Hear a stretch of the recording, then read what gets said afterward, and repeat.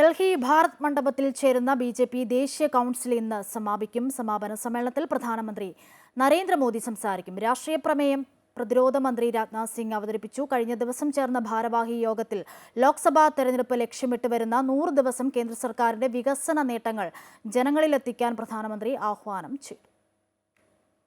കേരളത്തിൽ നിന്നുള്ള 210 പ്രതിനിധികളടക്കം 11,500 പേരാണ് കൗൺസിലിൽ പങ്കെടുക്കുന്നത്.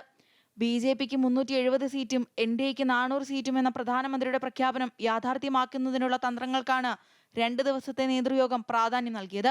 ബി.ജെ.പി. ദക്ഷിണേന്ത്യയിലും കരുത്തുറ്റ പാർട്ടിയാണെന്ന പാർട്ടി അധ്യക്ഷൻ ജെ.പി. നദ്ദയുടെ വാക്കുകൾ ദക്ഷിണേന്ത്യയ്ക്ക് ബി.ജെ.പി. നൽകുന്ന രാഷ്ട്രീയ പ്രാധാന്യവും വ്യക്തമാക്കുന്നു. വരുന്ന ലോക്സഭാ തെരഞ്ഞെടുപ്പിൽ 370 സീറ്റുകൾ നേടിയുള്ള ബി.ജെ.പിയുടെ വിജയം ഭാരതീയ ജനസംഘം സ്ഥാപകൻ ശ്യാമപ്രസാദ് മുഖർജിയുടെ ജീവത്യാഗത്തിനുള്ള യഥാർത്ഥ ശ്രദ്ധാഞ്ജലിയാകുമെന്ന് പ്രധാനമന്ത്രി പറഞ്ഞു. ബി.ജെ.പി. ദേശീയ കൺവെൻഷന്റെ ഭാഗമായി ചേർന്ന ഭാരവാഹി യോഗത്തെ അഭിസംബോധന ചെയ്യുകയായിരുന്നു അദ്ദേഹം. ബി.ജെ.പിയെ സംബന്ധിച്ചിടത്തോളം 370 എന്നത് വെറുമൊരു സംഖ്യയല്ല, വികാരമാണ്.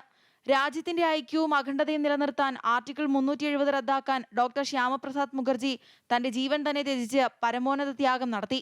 370 സീറ്റുകൾ നേടുന്നത് ശ്യാമപ്രസാദ് മുഖർജിക്കുള്ള യഥാർത്ഥ ശ്രദ്ധാഞ്ജലിയാകും. ജമ്മു കശ്മീരിന് പ്രത്യേക പദവി നൽകുന്ന ആർട്ടിക്കിൾ 370 റദ്ദാക്കുന്നതിനെതിരായ പ്രചാരണത്തിന് മുഖർജി നേതൃത്വം നൽകി. ബി.ജെ.പി. സർക്കാർ 2019 ഇത് റദ്ദാക്കി ജനങ്ങൾക്ക് നൽകിയ വാഗ്ദാനം പാലിച്ചതായും അദ്ദേഹം പറഞ്ഞു.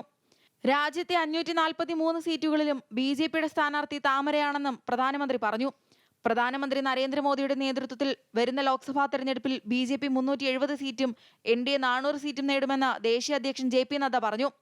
അഴിമതിരഹിതവും വികസനോന്മുഖവുമായ 10 വർഷത്തെ ഭരണത്തെക്കുറിച്ച് കൂടുതൽ ജനങ്ങളിലേക്ക് എത്തിക്കുന്നതിനായി ഫെബ്രുവരി 25 മുതൽ മാർച്ച് 5 വരെ പ്രത്യേക പ്രചാരണവും ആരംഭിക്കുന്നതിനും കൗൺസിൽ തീരുമാനിച്ചു.